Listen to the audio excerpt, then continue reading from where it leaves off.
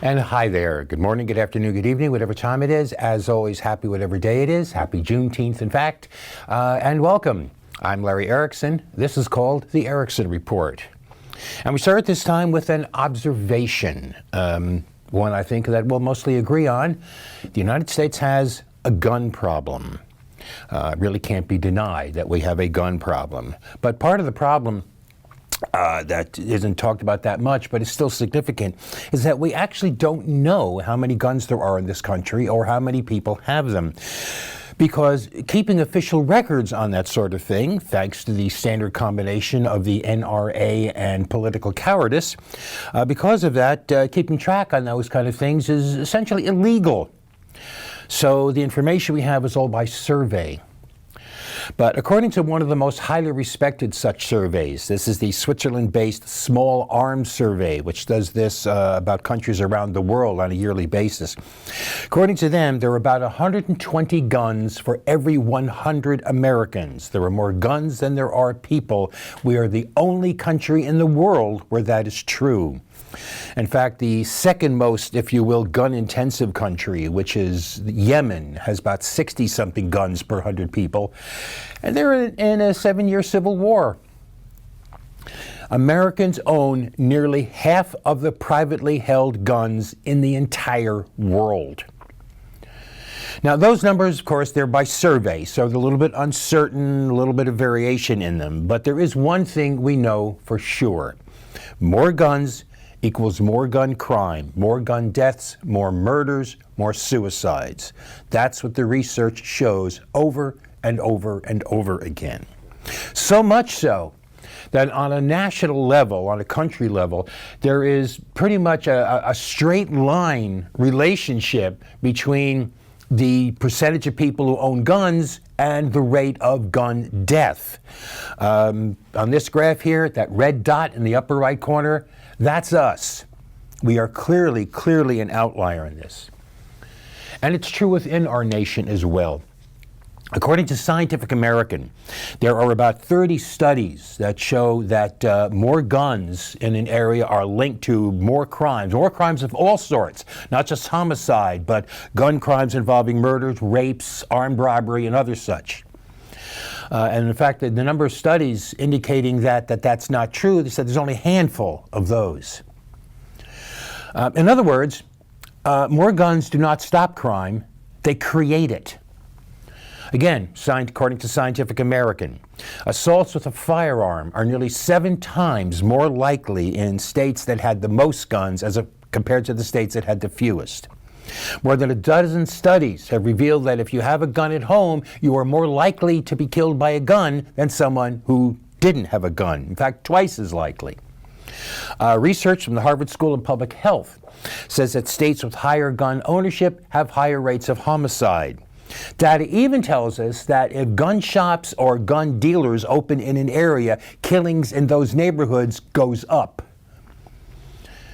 The group everytownresearch.org compared gun policy in states across the country, examining the strength of their gun laws and comparing those to the rate of gun crime in that state. And overall, the states with the stronger gun laws had lower rates of gun violence. Gun control saves lives. But instead of facing those facts, instead of acting on the basis of those facts, we have this. Over the past 5 years, on average, over 15,000 people have been killed by guns, murdered by guns in the United States every year. Over the past 5 years, on average, nearly 24,000 people have committed suicide by gun every year. All told, it's about over 40,000 deaths by gun a year, every year. That's 110 people a day. That's 4 Uvaldes plus 3 Buffaloes a day, every day, day after day. It's to the point where firearms are now the leading cause of death for American children and teenagers.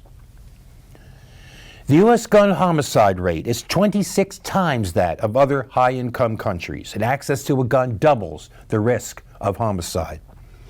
In fact, for 15 to 24-year-olds, the gun death rate in the United States, the gun homicide rate in the United States, is 49 times that of other high-income countries. The U.S. gun suicide rate is 12 times higher than other high-income countries, and access to a gun triples the risk of death by suicide, and gun suicides in the U.S. are concentrated in the states where there are the most guns. The weight of evidence is overwhelming. Guns produce crime, guns produce violence, guns produce death. And they produce mass shootings, in fact. As of June 12th, since Uvalde, mass shootings here are defined as at least 4 people shot in a single incident, okay? Since Uvalde, there have been 54 mass shootings in the United States, resulting in 62 dead, 231 injured. However, despite all that, according to a recent poll, 44% of Republicans hold that even if all that's true, well, you know, it's unfortunate, it's terrible, it's sad, but it's something we have to accept to live in a free society. It's the price we pay for freedom. The freedom we're guaranteed by the Second Amendment, the amendment that itself is the one that guarantees our freedom. You know, that's bull. I'm going to have to get a little legalistic on you, but it's necessary because you can be damn sure that whenever this comes up, the gun nuts tried out the same thing. Second Amendment, I can have my guns, Constitution says so. So first, let's be clear on what the Second Amendment actually says. A well-regulated militia being necessary to the security of a free state, the right of the people to keep and bear arms shall not be infringed. That's it. That's the whole thing.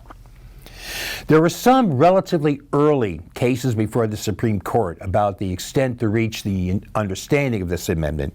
But they were before the Second Amendment was incorporated. That is, before it was established that the promises of the Second Amendment, the limits apply to the states as well as to the federal government.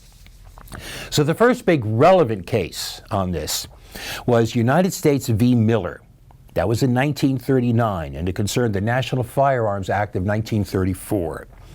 That act required certain types of weapons, most specifically machine guns and sawed-off shotguns, to be registered and taxed.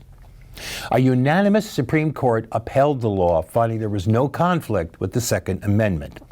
In fact, the court found, and I'm quoting the decision here, in the absence of any evidence tending to show that the possession or use of a weapon of the sort that was actually involved in the case, possession or use of such a weapon has some reasonable relationship to the preservation or efficiency of a well-regulated militia, we cannot say that the Second Amendment guarantees the right to keep and bear such an instrument.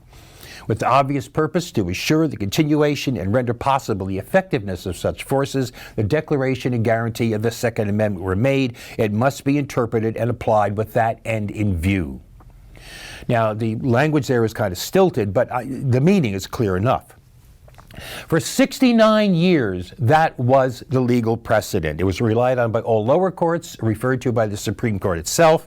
For 69 years, the legal standard was that states and the federal government have the right to regulate, the legitimate power to regulate weapons that were not related to maintaining a well-regulated militia, which in the absence of state militias, except to the extent the National Guard could be regarded as such, pretty much meant any weapon at all. Put another way, the guarantee of the Second Amendment was understood to describe not an individual right, but a collective one. It applied to the people as a whole, not to discrete individuals, and referred to the right of the people of a state or a nation to collectively defend themselves against attack. After 69 years, the narrowest possible majority of the Supreme Court, 5-4, decided to ignore those decades of precedent, or more properly, to simply regard them as entirely irrelevant. In 2008, in District of Columbia v. Heller, the court ruled for the first time in U.S. history that the Second Amendment provides an individual right to own a gun. To do that, they had to go through some real mental contortions. They treated the reference to a militia as merely prefatory. That is, it's just a reference that had no legal effect, no legal meaning, even though there doesn't seem to be another case of such a prefatory statement anywhere in the Constitution. And what's more, the phrase keep and bear arms has traditionally referred to serving in a military, including a militia. To get around that, the court majority broke that phrase into two separate pieces. So it's not a right to keep and bear arms. It is a right to keep arms and an entirely separate right to bear arms. Which, of course, that means that these justices had to ignore that the text, they're so concerned with original meaning, so concerned with the plain text of the law and so on, but they had to ignore that the text says the right, singular, to keep and bear arms, not the rights to keep and bear arms, not the right to keep and the right to bear arms, but the right, singular, to keep and bear arms. To put it bluntly, this right of an individual to own a gun, they made it up out of nothing. They completely made it up. In fact, Justice John Paul Stevens, in his, who was one of the dissenters, later called it the most wrongly decided decision in his entire time on the court. Now, Heller only applied to federal enclaves such as the District of Columbia, but 2 years later in McDonald v. Chicago, the court ruled, again 5-4, that this applied to the states as well. All right, this is what the gun nuts now rely on. This is what they now argue. I can't have gun control, Second Amendment, Supreme Court's rule, debate's over. Now, first off, if you're ever faced with that argument, the first thing you should do is ask the wacko in question if at any time during the 69 years that the court said otherwise, during those 69 years of that being established precedent, did they or anybody else at any point during that time say, well, I guess debate's over, court ruled, we lost. Now, of course, they didn't. So they can't well expect us to do it now. Especially because I'm going to advance an argument that the interpretation of the Second Amendment used by the reactionary Supreme Court and the gun nuts and the NRA is wholly bogus, even beyond the court's contortions in Heller and McDonald. First, again, here's the text. A well-regulated militia being necessary to the security of a free state, the right of the people to keep and bear arms shall not be infringed. Okay, here is James Madison's original proposed text. The right of the people to keep and bear arms shall not be infringed, a well-armed and well-regulated militia being the best security of a free country. But no person religiously scrupulous of bearing arms shall be compelled to render military service in person. Now, note that expressed that way, the tying of the article to a militia is clear and undeniable. It makes no sense to regard the reference to militia as just, a passing comment with no meaning for the rest of the item. What's more, the powers of Congress, as listed in Article 1, Section 8 of the Constitution, include these, among others, but it includes these. To raise and support armies, but no appropriation of money to that use shall be for a longer term than 2 years. To provide and maintain a navy. To provide for calling forth the militia to execute the laws of the Union, suppress insurrections, and repel invasions. And to provide for organizing, arming, and disciplining the militia, and for governing such part of them as may be employed in the service of the United States. Note well, Congress here can maintain a navy, but can only raise an army, and that for only a period of 2 years at a time. And meanwhile, it can call out the militia to suppress insurrections and repel invasions. The expectation was that the United States would not have a standing army, but that one would be raised in the event of need. And meanwhile, the militias would be the first line of defense against an attack. Despite that, and this is something that John Paul Stevens pointed out in his dissent in Heller, there was still a concern at the time that Congress would form a national standing army and disband the state militias. The Second Amendment was intended as a guarantee to states that their militias could be maintained. So remember at this time, we are not a union. We're not a nation, we're a confederation of states. And each state was concerned with maintaining its own status and with providing for its own defense, including potentially against other states. And in fact, the issue of militias came up in several of the constitutional conventions in those states, deciding whether or not they were going to ratify the Constitution. And in fact, it specifically, notoriously came up in Virginia, where it was for an overtly racist concern of being able to maintain their so-called white patrols, which were basically designed to keep the slaves in line. Which means that, yes, in any point, the Second Amendment was about a militia from the very beginning, which means Miller decision got it right, and the Heller decision should go to hell. But there's another thing equally important. The gun nuts actually don't know what Heller and McDonald decision said.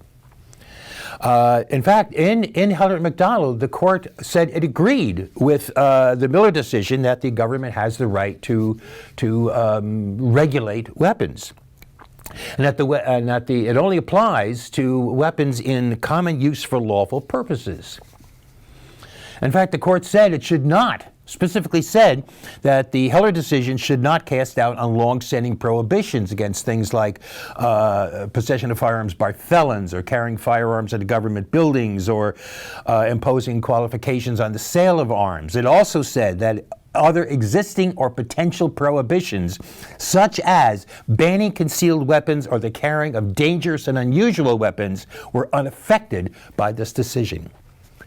So the gun nuts who claim the Second Amendment gives them the right pretty much to get any weapon they want, carry it anywhere they want, anytime they want, they're completely wrong. Because, in fact, under current jurisprudence, carrying concealed guns can be banned. Carrying guns into schools, government buildings, and such can be banned. Assault weapons can be banned. Semi-automatic handguns can be banned. High-capacity magazines can be banned. Bump stocks can be banned. Safety locks can be required. Dangerous and unusual weaponry, such as hollow-point bullets and armor-piercing rounds, can all be banned. And even in the wake of Heller and McDonald, courts usually upheld gun rules, finding that, yes, individuals have a right to a gun, but society has a right to protect itself. And in fact, that society agrees. In a recent Ipsos poll, 70% of respondents say enacting gun control laws are more important than protecting the rights of people to own a variety of guns. A recent CBS News poll found 54% of Americans want laws covering the sale of guns to be made stricter. Pew Research last year covered a whole bunch of issues relating to guns, and they found public support. 63% supporting banning assault weapons, 64% supporting banning high-capacity magazines, 70% in favor of police-initiated red flag laws, 77% in favor of family-initiated red flag laws, 79% said they oppose being able to carry a concealed weapon without a special permit, 81% supported universal background checks. And Political Morning Consult poll more recently gave backing to some of those results, finding that 2/3 support a ban on assault rifles, and 84% of voters, including 77% of Republicans and a majority of gun owners, support universal background checks. And in terms of societal support for its right to self-protection, it's wise to recall here that gun ownership is actually a distinctly minority position. Based on most recent surveys, about 32% of Americans over 18 actually own a gun. And the figure may be lower, and only 40 to 42% of the population lives in a house where anybody owns a gun. The Rand Corporation, meanwhile, has noted that the level of the percentage of houses where somebody owns a gun has actually declined since 1990. Which means that figure I referenced, about 120 guns for every 100 Americans, about half of all gun owners own just one or two guns. 8% of gun owners, that is just 3% of the entire population, own half of all the guns in this country.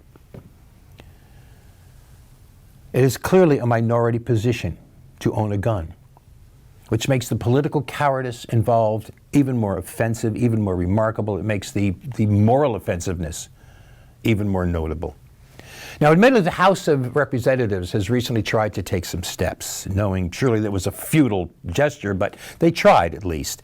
The House had recently passed a package of bills that would raise the minimum age for buying a semi-automatic rifle to 21, ban high-capacity magazines, crack down on gun trafficking, create safe storage rules for home storage, and codify executive orders that banned ghost guns and bump stocks. And it had already earlier passed legislation calling for universal background checks. However, you'll notice that there's something missing from that list. Something missing from that list. It avoided the issue of a ban on assault weapons.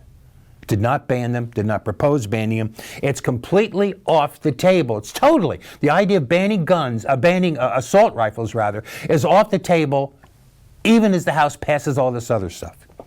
This is despite the clear relation to saving lives that's involved here. Because there was such a ban in effect in the United States for 10 years, from 1994 to 2004. And it correlated with a significant reduction in mass deaths, mass shooting deaths.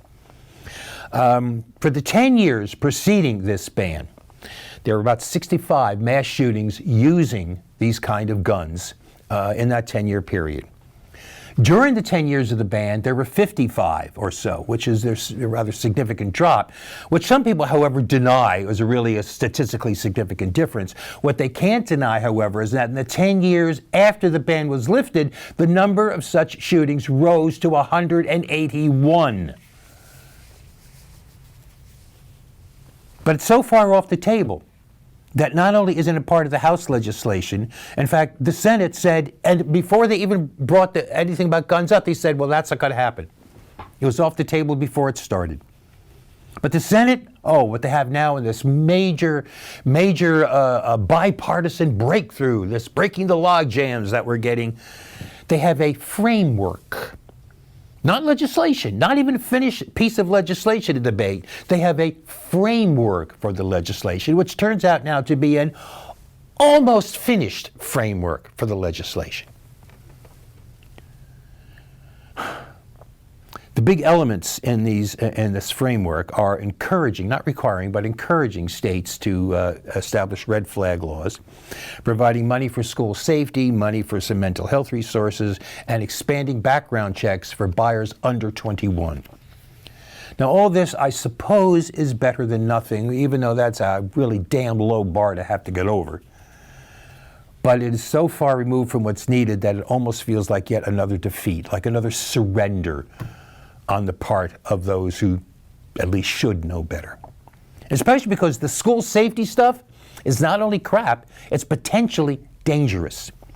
A 2021 study from Hamline University and the Metropolitan State University looked at mass school shootings over a 40-year period, 1980 to 2019. And after controlling for factors including the school location and the characteristics of the school, they found that the death rate was nearly 3 times higher in cases where there was an armed guard present. And because if I understand the argument that what the findings correctly, it's that in cases where there was an armed guard, the shooter still went into the school, but knowing there was an armed guard, they just started shooting as many people as they could, as fast as they could. And mental health, this one really gets me. The best and most recent and most reliable research says that there is no reliable predictive value in associating a history of mental health with gun violence. Put clearly, the research says that people with mental illness are no more likely to commit violence, especially mass violence, than anybody else is. We simply can't dismiss the harsh truth of mass violence with the slogan, better mental health programs. In fact, if somebody raises that issue with you, that it's all about mental health, because since these kind of things don't seem to happen in other countries, why don't you ask them, what is it about living in the United States that drives people nuts? What is it so bad here that people go crazy in a way they don't go in other countries? Now, mental health programs, yes, absolutely. They are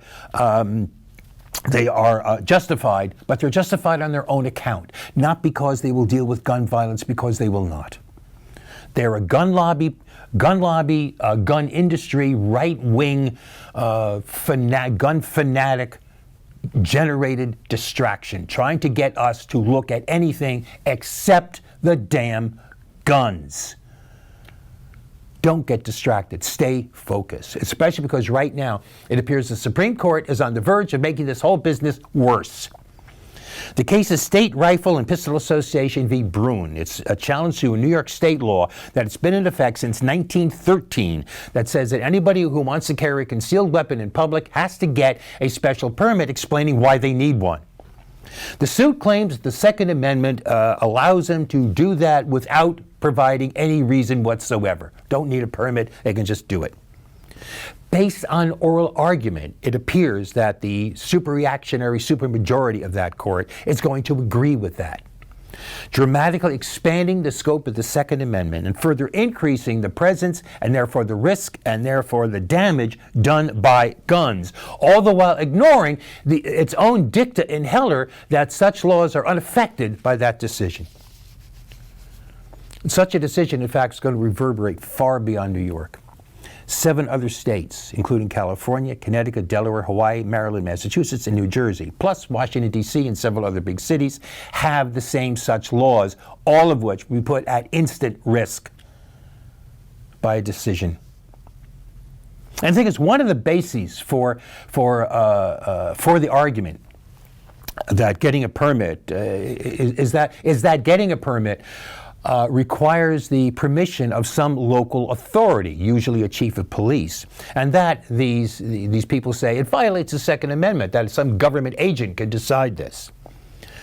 If in striking down the law, as it's expected to do, the super-reactionary supermajority accepts that part of the argument, if in striking down the law it does that, it would set a standard that would positively invite challenges to a wide variety of other gun control and safety regulations, because it's hard to imagine any such regulation or law which does not at some point involve a government agent, a government official, deciding whether or not you can get a certain gun. Now, there is some speculation that the reason the court has not already announced the decision is that they are waiting for a more politically convenient time than shortly after 2 major mass shootings. The interesting question is whether or not they will ever be able to find such a convenient time. But the thing is here, I want to end up with this. We have to stay focused. We can't get distracted, because the fact is nobody's going to do this for us. This is only going to happen if we press. It's only going to happen if we demand. It's only going to happen if we say there is a political price for you to be paid if you do not act on this. And you want my personal opinion? I mean, you know, nobody's talking because we can't talk about getting rid of guns, period. But the fact is, you want to go hunting? Use a basic hunting rifle. I mean, you know, just use a hunting rifle. I mean, you know, there's no need to pump 15 quick slugs into a deer. In fact, why don't you go hunting with a bow? Or is the difficulty of tracking a deer long enough to get close enough to be sure of taking it down with a bow just that much easier than shooting it down from a couple of 100 yards away with your manhood? You want to go target shooting? Use a pellet gun. Yeah, I know they can be dangerous, blah, blah, blah. But don't tell me that you need a Glock to shoot holes in a paper target. Now, let's just be, in my opinion, just, you know, all these things that can be banned, frankly, they should be. They should be. In fact, let's go beyond that. We should go beyond that.